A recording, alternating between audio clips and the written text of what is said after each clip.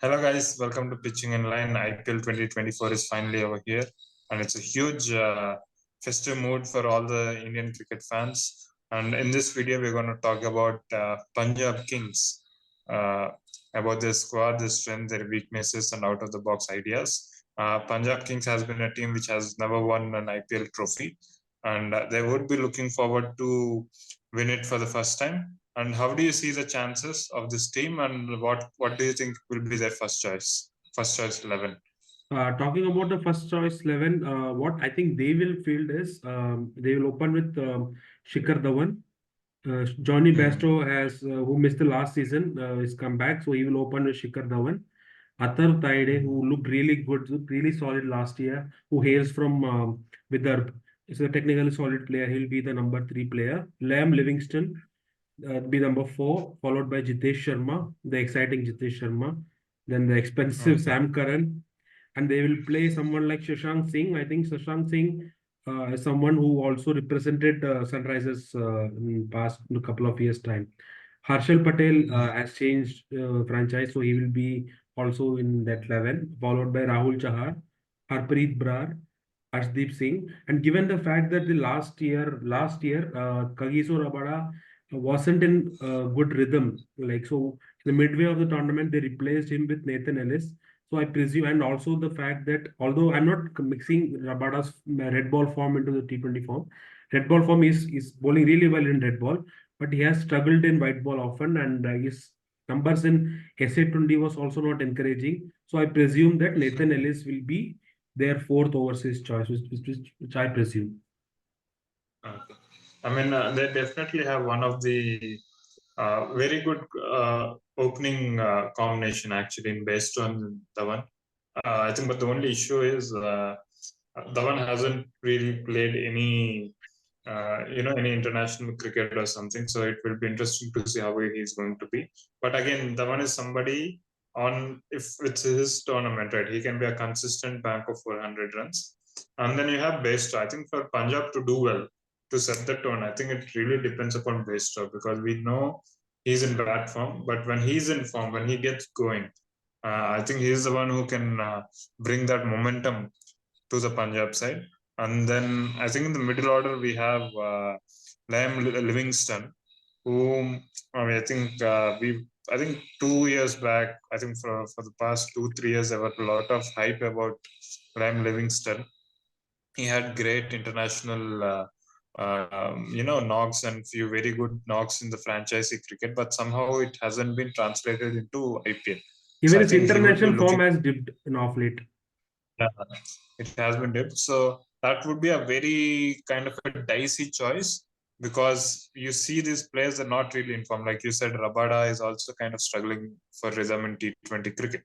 So I think it will be an issue, even with Harshal Patel, who had very high of 2020-21, and suddenly he's out of reckoning for the Indian team. And you have Arshdeep Singh as well. So these Indian bowlers has to come to the fore for Punjab. Harshal Patel, Arshdeep Singh, and Harpreet Brar, and Rahul Chahar too. I think he has been that bowler who was seen as an as a future spinner for India, and suddenly he's out of out of the squad, out of the reckoning.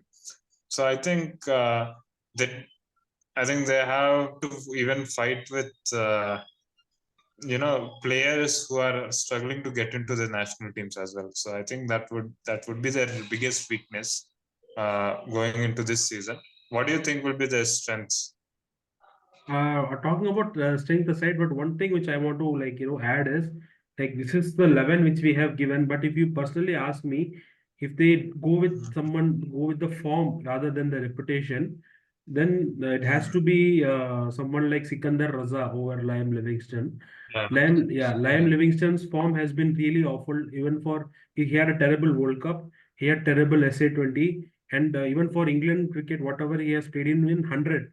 He had a very bad 100 tournament also. So if you just look at the money invested and you want to play him, then you play him. Otherwise, if you want to go on form and go on merit, I think Sikandar Raza deserves that place. And Sam Curran, You can say Sam Curran also has the same issue, but the problem here is they don't have like-to-like replacement for Sam Curran. Now they have bought someone like Chris Wokes, who is in his later stages of the career, and he's someone who is effective only when the ball swings and there is some movement in the air up front with the new ball. But when the venues which they are going to play in Punjab, I think they are not going to play in Mohali, in Chandigarh, but still they won't get that amount of swing. So I think Chris Wokes doesn't fit in. So Sam Curran they have to play, and I also don't understand how they have signed Riley Russo. He doesn't even sit up with this squad. So if, only one thing which they can do from their end is try and include Sikandar Raza and use him to the full potential. Otherwise, I'm not seeing any kind of a positive a silver lining. If you ask me personally, like whatever I've seen on the paper, Okay. it's not looking encouraging. Yeah.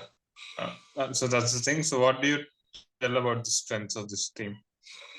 Only strength is like potential is there. Like if Bairstow and Langweston perform to their potential, definitely they can challenge any opposition.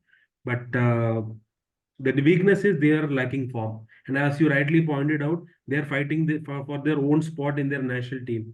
So that becomes their strength becomes their eventual weakness. When your strength becomes your weakness, then I don't think it's an encouraging sign even before the tournament begins.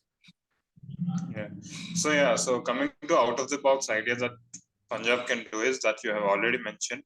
I think Sikandar Raza, I rate him quite highly actually. I think he's somebody whom Punjab give him more opportunities. If your usual conventional players are not performing, I think you can go to those kind of players. And he's somebody who can actually talk well. He can take aggressive route. He can even hold the innings, and he can come in and chip in with. Yeah, he can at least chip in with at least a couple of overs. So yeah, I think he is one. And one more thing is, I think one more player that probably, if he's in good form, I think if they have to look into is Riley Rosso. If he's in form. But Riley Rosso has been. Sorry to interrupt you. Riley Rosso is having a very terrible form too. His SA20 was really bad, and even the recently concluded PSL, when he was a captain of a team, he was really struggling. So he doesn't give you encouraging signs either.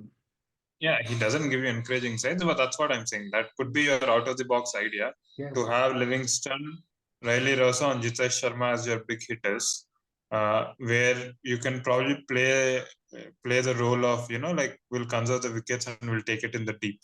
So if they go with baseball style or something like that, and if they come good, that could be one of the out of the box ideas.